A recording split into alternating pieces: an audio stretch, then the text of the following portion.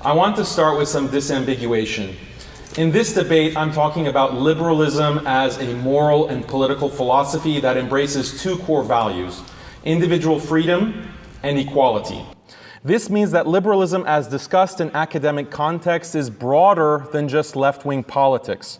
A person could be right-wing in an American political context, but still be liberal in the sense that he believes in freedom, equality, democracy, etc. So definitions aside, let me state my problem with liberalism as a moral and political philosophy.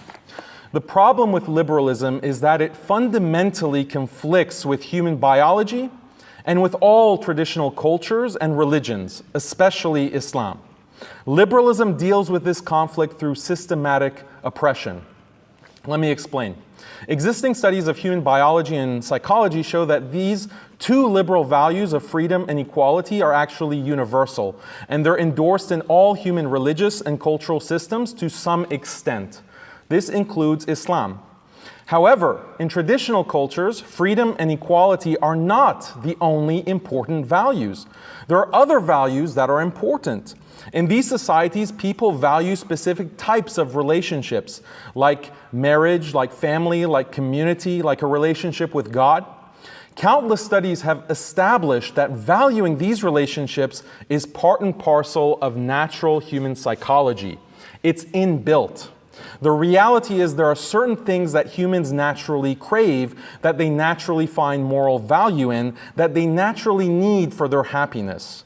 The problem is that human biology is such that these types of relationships that are valued by human beings, things like marriage, family, community, and religion, these types of relationships include some measure of inequality and some measure of restriction on individual freedom. One big example is marriage. Humans biologically want to pair bond. They want to form these stable, long-term relationships with the opposite sex. So they get married. But marriage is something that results in restrictions on individual freedom. For example, you have certain obligations toward your spouse, which means you sometimes have to sacrifice your personal wants in order to fulfill those obligations. Marriage also involves some measure of sexual exclusivity, which further restricts your freedom. Marriage also entails division of labor because women get pregnant and have to nurse. There's also a type of inequality because you have different duties for male and female. So this type of sex differentiated pair bonding, which includes these inequalities and lack of freedom, is found in all liberal societies and cultures.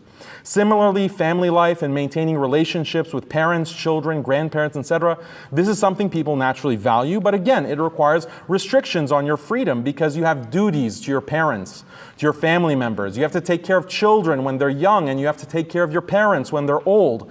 These obligations will often require you to sacrifice your personal autonomy. You also demand respect from your children, and they're required to obey you up to a certain age. That all involves some level of inequality. So maintaining family requires these limitations on freedom and equality. Similarly, humans naturally crave community and naturally believe that they're part of a people. They're in the Black community, the Hispanic community, Muslim community, Irish community. And humans naturally don't want their people and the traditions and cultures of their people to be destroyed. But the reality is community also requires certain types of inequality and lack of freedom. People in a given community have duties in order to maintain traditional norms in terms of shared dress, shared language, shared rituals. So that limits individual freedom, and all communities require hierarchies in some form or fashion. Some communities limit intermarriage, some communities require assimilation or limit immigration into their countries. All that involves the maintenance of certain inequalities. Finally, humans biologically have a belief in God. This is established in numerous psychological studies across cultures that academics discuss, like Paul Bloom, Olivera Petrovich, Aya Naranzian, and others. But again, belief in God leads to a lack of equality because people believe God is above them and that God requires some form of obedience and worship. This involves restrictions on one's personal freedom. People have obligations to pray, to fast, to do rituals. These obligations detract from individual freedom. So we have marriage, family, community, and God, and maintaining these relationships and the social institutions associated with these relationships requires some measure of inequality and some measure of lack of freedom. And that's a big problem for liberalism. And this is exactly why liberalism is hostile to all traditional societies and cultures, but especially Islam. But it gets worse because liberalism doesn't just say freedom and equality are good things. If that's all that liberalism said, that wouldn't be a problem because everyone, including Muslims, agrees that freedom and equality are great things to some extent. But what liberalism actually says is that we need to maximize freedom and equality above all else. And if maximizing freedom and equality means the dissolution of other values and traditions, so be it. What is evident is that if you adopt liberalism, this inevitably leads to the gradual elimination of marriage, family, community, and religion in society. Why? Because all of these things involve, for biological reasons, certain limitations on freedom and equality. So liberalism in that sense is hostile to the traditions of every single society in the world. Now, if European liberals had conceded or decided in the 18th and 19th century, look, liberalism is our way of life, we're going to keep it to ourselves and leave the rest of the world alone, that would have been one thing. But that's not the direction they went in. From its very inception, liberalism was intertwined with colonialism and the subjugation of non-European people. One of the best books about this is titled Liberalism, a Counter-History by Italian historian Domenico Losordo. Also the book Liberalism and Empire by Uday Mehta. What Losordo and Mehta and many other academics like Edward Said, Frantz Fanon, Chandra Mahante, and on, they all document in excruciating detail how European colonialists dominated non-liberal people with the stated goal of bringing them freedom and equality. This was known as the white man's burden or the civilizing mission. The enlightened European man who understands the value of freedom, equality, democracy, etc., has the burden of civilizing the savages across the world. Understanding this civilizing mission helps us to see how brutal government domination and liberalism are perfectly compatible. In fact, liberalism sometimes requires brutal government domination. One of the foremost liberal thinkers and one of the founders of liberalism, John Stuart Mill, expresses this well in his landmark book On Liberty. Mill says, despotism is a legitimate mode of government in dealing with barbarians, provided that the end be their improvement, end quote.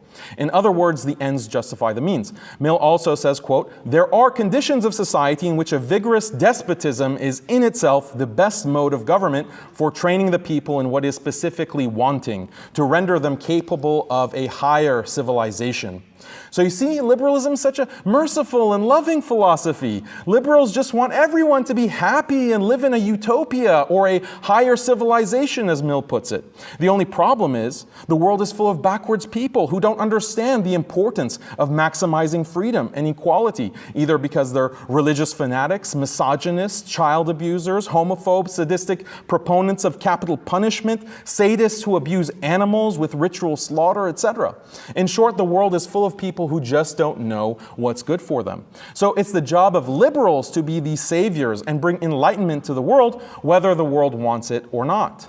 The problem is transforming people into liberals is not easy. Turns out most people around the world don't want to abandon their way of life in order to become quote-unquote civilized or developed. So to overcome this resistance, liberals have taken a number of approaches over the past 200 years. There's the hard approach of despotism, as Mill puts it, an outright war, occupation, authoritarian governance, crippling economic sanctions, genocide. Then there's the soft approach of bribes, social engineering, NGOs, reshaping indigenous institutions, media, and so on. Whether it's with the carrot or the stick, liberalism imposes its vision of progress, development, freedom, and equality onto the rest of the world, and the rest of the world better fall in line, or else. We can talk more deeply about these liberal strategies in the open discussion, but let's focus on authoritarian governance because this is the common thread of liberal oppression of Muslims from the colonial to the neo-colonial period. Liberals like John Stuart Mill and Alexis de Tocqueville immediately recognized recognized that spreading freedom to the world would require a type of imperial rule, a type of military dictatorship, but they believed that the ends justified the means. This is why, as a matter of historical practice, liberalism has always been perfectly consistent with brutal military dictatorship. John Stuart Mill referred to it as despotism, but this is also tied to a very specific legal doctrine known as the state of exception or the state of emergency. During the colonial period, the laws were laid down by the European colonial powers, the British, French, and Dutch. They said, ordinarily, we would give people certain rights, freedoms, and protections. However, these rights don't apply when there's a threat. Whenever a society faces a big threat, like a pandemic, natural disaster, or economic collapse, the state is no longer bound by ordinary liberal laws. What the colonial powers quickly realized is that they're going to face Muslim revolt against the political and legal order they wanted to establish. So in order to respond to the threat of revolt, which is especially pronounced with respect to Muslim populations, they declared a state of emergency. This meant authoritarian rule. This authoritarian rule involved a few specific policies. One is no free speech. You're not allowed to criticize Western liberal governance or liberalism in general. You can be detained without trial on the basis of any suspicion. You can be detained indefinitely. The police and military force can use deadly force against you with no accountability. There's also mass surveillance. Informants infiltrate all the mosques, all the madrasas, all Muslim institutions. These colonial policies continued post-independence after World War II. Look at Tunisia, look at Egypt, look at Mali, Algeria. Most Muslim countries, they either explicitly have the state of emergency rule on the books or they make implicit reference to it.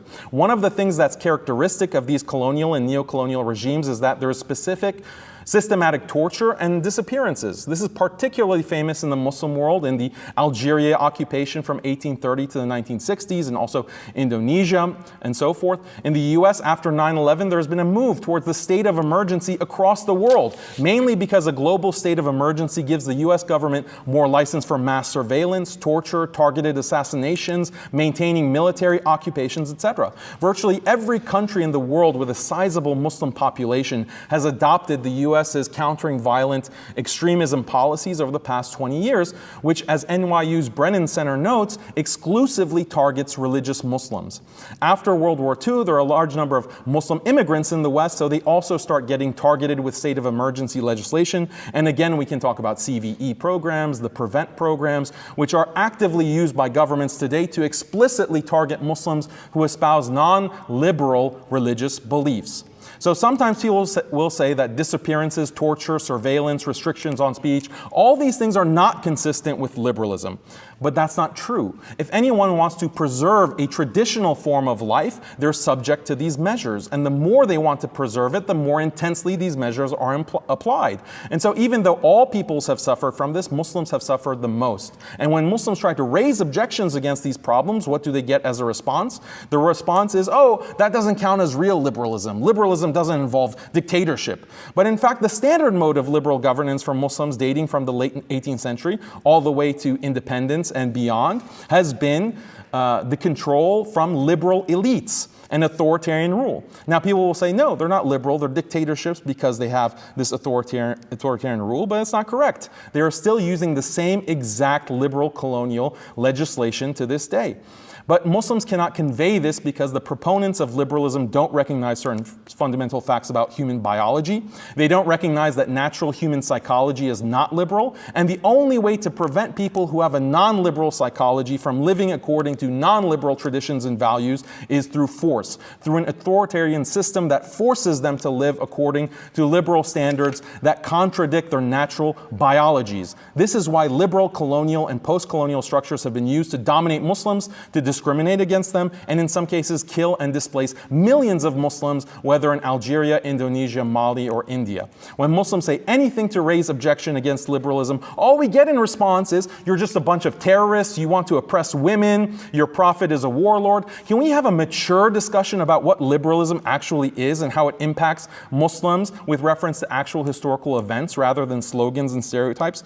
The reality is, to conclude, that liberalism affects us all. It's the dominant moral and political system in the world today. Muslims have been the biggest victims of this system, but you all are victims too, whether you recognize it or not. The good news is many Westerners are waking up. They recognize that they didn't sign up for this world that liberalism has created. The question is it too late?